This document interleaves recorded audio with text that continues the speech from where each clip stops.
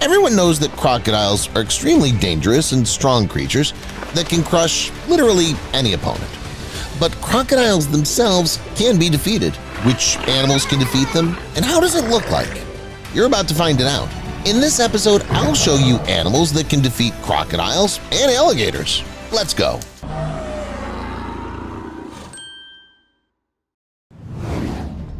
Crocodiles are reptiles, which means that just intuitively, one wants to start looking for worthy opponents for them among reptiles. For example, what about such a creepy reptile? It's difficult to even say what species it is, but judging by the teeth and size, it may well defeat the crocodile.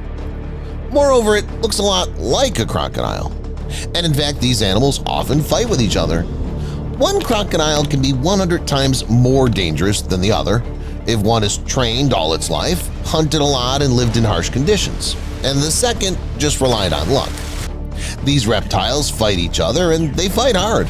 During a crocodile battle, one monster can easily bite off another's limb, and sometimes a crocodile literally crushes its congener and bites it almost in half. It looks brutal. By the way, many crocodile species practice cannibalism and not just fight with each other for no good reason. One congener can devour another because of disputes over territory, competition for prey, and of course because of the female. In the animal world, this is one of the main reasons for the battles of congeners of all species.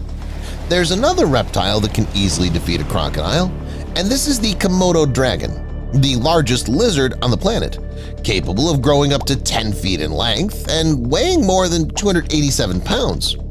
The length is the same as that of many adult crocodiles, but the monitor lizard is often inferior in weight to crocodiles, especially the saltwater ones that live in its range. But baby crocodiles are quite easy prey. They're often included in the diet of this creepy lizard. Crocodiles should be afraid not only of monitor lizards and their congeners, but also of snakes.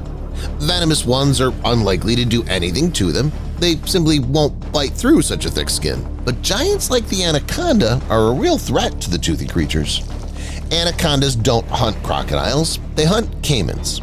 Yes, technically they're crocodiles because they belong to the Crocodilia order, but in reality they're alligators. As a rule, caimans are small. They rarely grow more than 6.5 feet long and weigh 66 to 88 pounds. But there are black caimans. Their size matches even adult crocodiles. But the anaconda doesn't care. It can defeat almost any caiman without much difficulty. The most massive snake in the world wraps itself around the reptile and squeezes it with a force of 228 psi. To get out from under such a press is almost unrealistic. So the caiman sooner or later subsides, and the snake opens its mouth, takes a position, and begins to slide along the caiman, swallowing it whole. Other large snakes do the same thing. For example, pythons. They may not be as strong as anacondas, but they are powerful enough to defeat an alligator. People have seen this many times and found alligator remains inside pythons. Sometimes they carry away with eating so much that they can die from overeating. Let's leave reptiles alone because crocodiles are threatened not only by them. For example, in Africa, Nile crocodiles and other crocodiles fight with lions.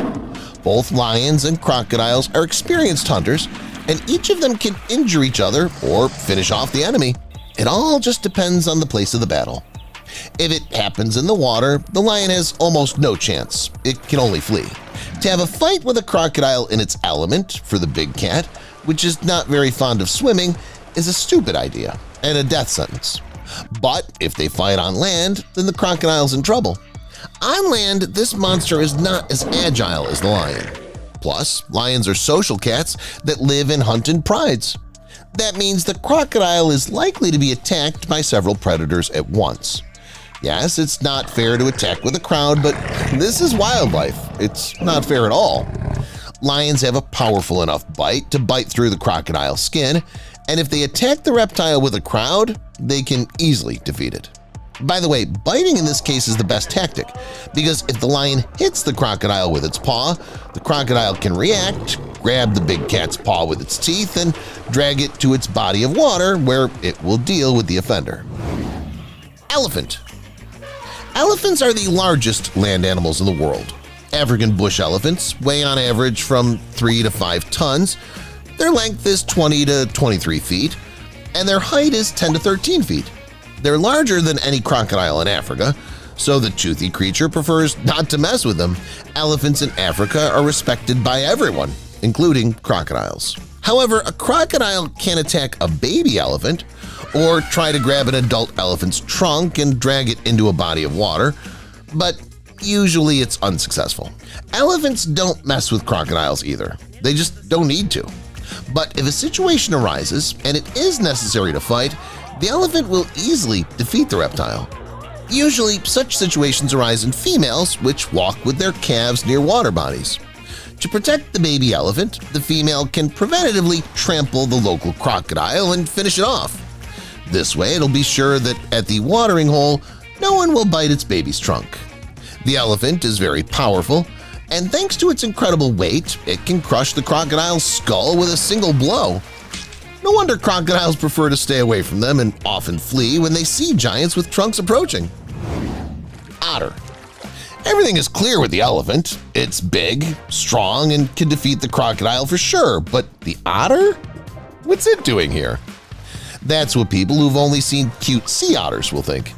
You know, the ones that hold hands while they sleep so they don't get swept away by the current. But otters come in many forms. There are giant otters, for example. They're the largest otters on the planet. They grow up to 6.5 feet in length, weigh more than 44 pounds, and eat almost everything that moves. Their diet includes many fish, aquatic birds, rodents, and snakes. Even an anaconda can go into the jaws of a giant otter. Giant otters do not eat caimans, which live in the same habitat as them, but they can defeat them. Typically, battles occur after a caiman has done something bad, such as eating a baby giant otter. In such a case, giant otters gather in a group and swim to take revenge. Caimans, as I said recently, are not very large.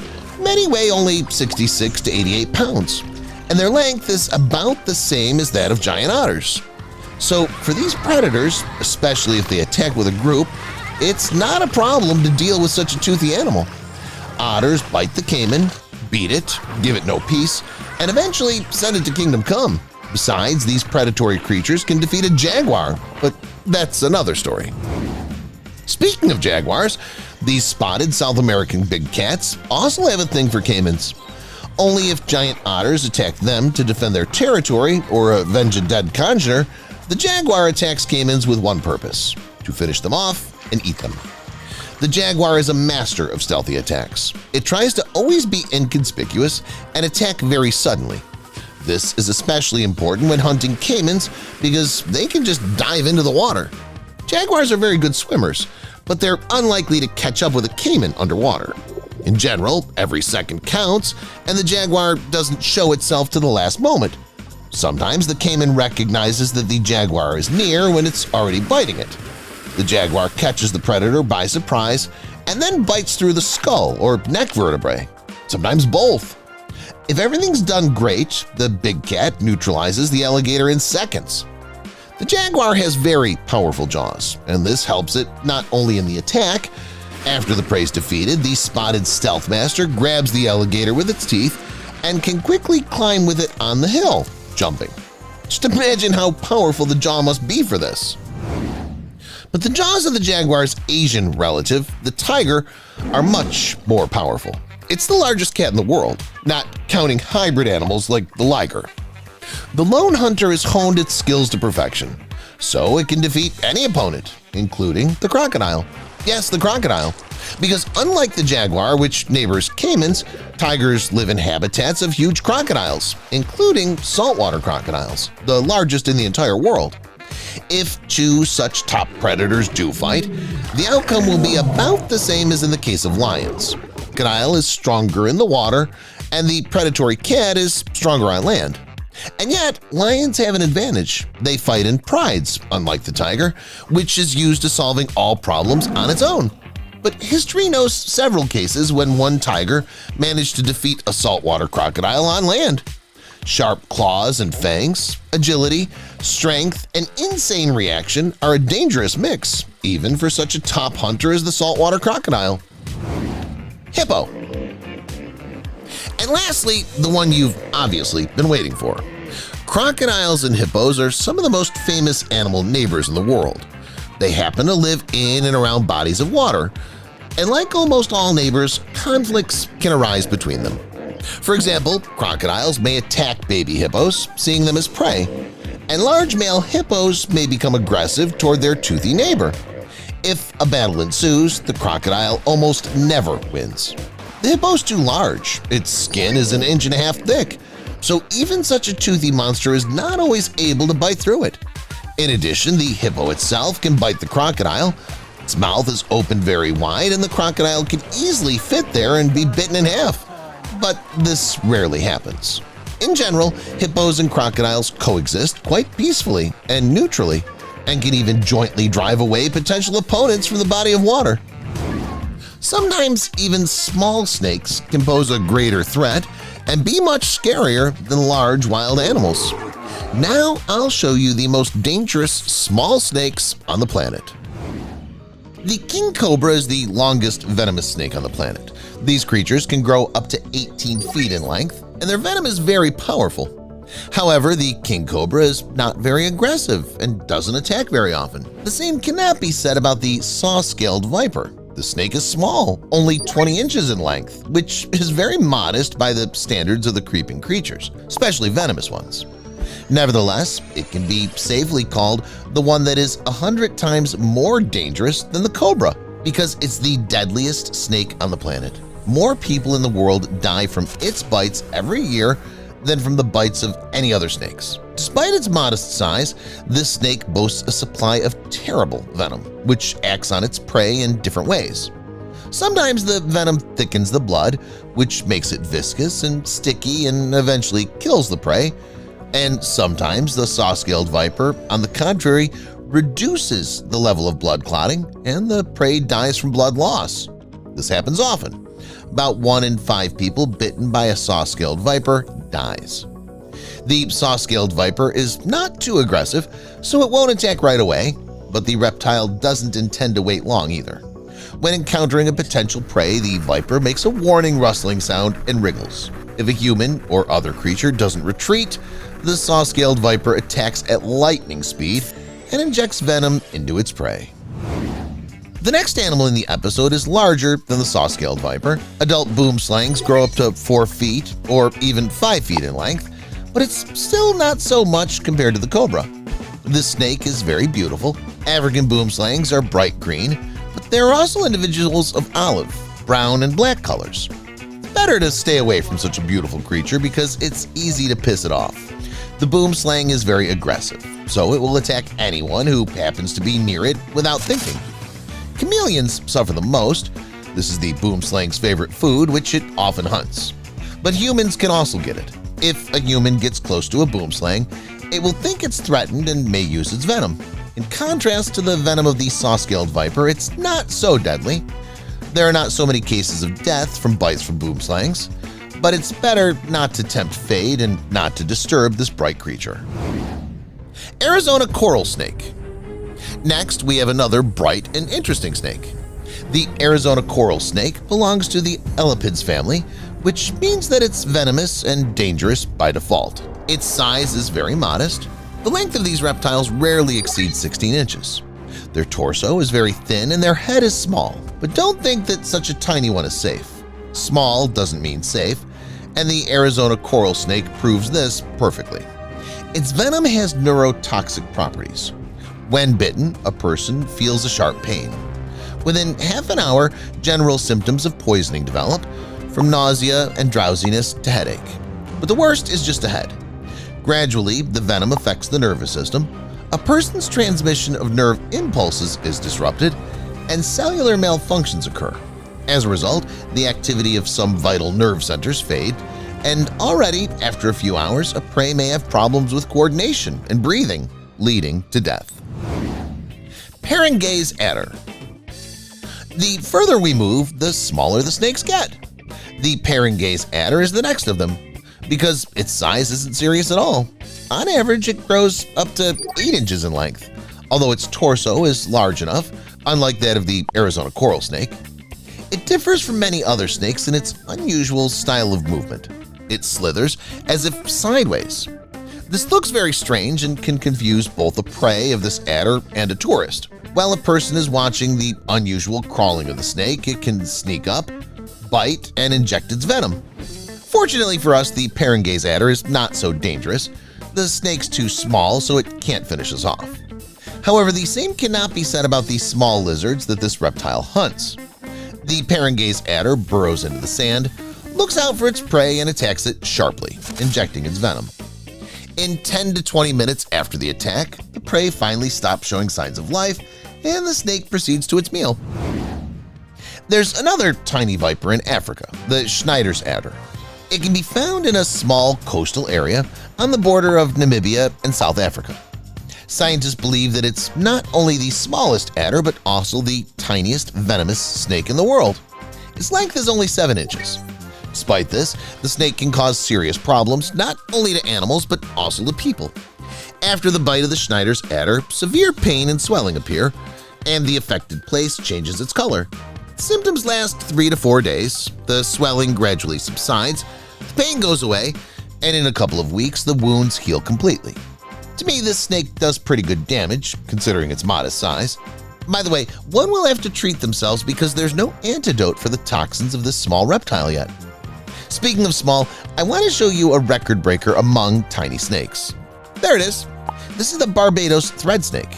Yes, it's a snake, not a common worm. Although in terms of length, it is a real worm because these babies grow up to 4 inches. They don't pose any danger to humans. We're beyond their capacity in every sense. Well, now I suggest we take our mind off the little snakes and immerse in the world of all snakes in general, because there we can find a lot of interesting things. Keep watching to see a snake with unusual venom. Learn about the structure of snakes, about their nests, and much more. Unusual venom. It's no secret that snakes are venomous. They bite their prey, inject venom into it through their teeth, and thus poison a person or an animal. However, some snakes can poison in other ways. For example, keelback snakes. These are the reptiles that live in East and Southeast Asia. These snakes feed on poisonous toads, thus taking away their toxins. The keelback snakes themselves have developed a resistance to the toxins, so toad poison is not harmful to them, but it's dangerous for the potential snake offenders. If it senses danger, it swells its neck and releases the poison from it. That's where it accumulates in the animal. A predator, of course, can take a chance and try to eat the snake anyway, but then it can get a mouthful of dangerous cardiotoxins. Besides the fact that some snakes are venomous, everyone knows something else about them. The creatures love to stick out their forked tongue. But why? Is it a bad habit they have, or do they just do it for fun? Actually, by sticking out its tongue, a snake sniffs and tastes the air. This helps it to better orient itself in space, to look for prey or a partner. In addition, snakes listen to what's going on around them in an unusual way. They don't have outer and middle ears as well as eardrums. Instead, their inner ear is connected to the jawbone. The jawbone picks up vibrations from the ground and transmits them to the inner ear, which is how snakes hear. Snakes in general are constructed in a very interesting way. First of all, it's worth noting their spine. If a human has slightly more than 30 vertebrae, then a snake can have from 200 to 450 of them. At the same time, a snake has no sternum or thorax, but there are ribs that move apart when something is swallowed, which is why snakes can swallow a very large prey without much difficulty. Also, snakes have interesting organs. For example, many paired organs of snakes, such as kidneys or reproductive organs, are in staggered rows inside the body, with one almost always in front of the other. And some paired organs in snakes are unusual. For example, the structure of their lungs varies from species to species. The left lung is always either absent or no larger than 85% of the size of the right lung. Okay, let's leave the organs and skeleton of snakes and take a look at an unusual individual. The Brahmini blind snake is similar to the Barbados thread snake. Outwardly, it's the same little worm. But this reptile is interesting not so much for its size as for its sex. Scientists believe that this is the only snake species that consists exclusively of females. No males of this species have been found. How then do they reproduce? Females simply lay eggs without mating. This process is called parthenogenesis. These snakes can also be called unusual. There is nothing wrong with their sex. Their distinctive feature is something else: the way they transmit their venom. These are spitting cobras, and they very clearly reflect their name. Unlike many other venomous snakes, these reptiles spit and shoot venom at their prey. The spitting cobra tries to aim for the eyes, but it can shoot 28 times in a row at a time. This is practically a machine gun. Some venomous bullet might hit the eye, and then the prey can go blind either temporarily or permanently. All the reptile has to do is finish off the enemy with a classic bite and eat it. Nests. And let's finish with what we started with: king cobras. The fact that these reptiles are distinguished by their incredible venom and enormous size is interesting, but it's no less interesting that female king cobras build nests for their eggs. This is completely uncharacteristic of other snakes, which lay their eggs in burrows, hollow trees, or under rocks. In addition, the king cobra always guards the clutch, becoming very aggressive and attacking anyone who approaches the nest. It's also surprising that shortly before the hatching of the babies, the female leaves the nest and goes in search of food. This too can be called a concern because king cobras are known for eating other snakes. The mother cobra gets over itself and deliberately crawls away from the babies so that it won't accidentally eat them. And now let's move to the Amazon jungle, home to the most dangerous predators on the planet. Next, you'll see the scariest animal moments in the Amazon jungle. Scary snake. What would you do if you noticed something awful in the water while boating? Personally, I'd try to swim as far away as possible, as quickly as possible. After all, I wouldn't want to become the lunch of an underwater monster. However, the guys in this video have a different opinion. They were swimming in the Amazon River and quite accidentally caught a big snake on camera. Actually, no, it wasn't just big, it was abnormal. The kind you see in horror movies.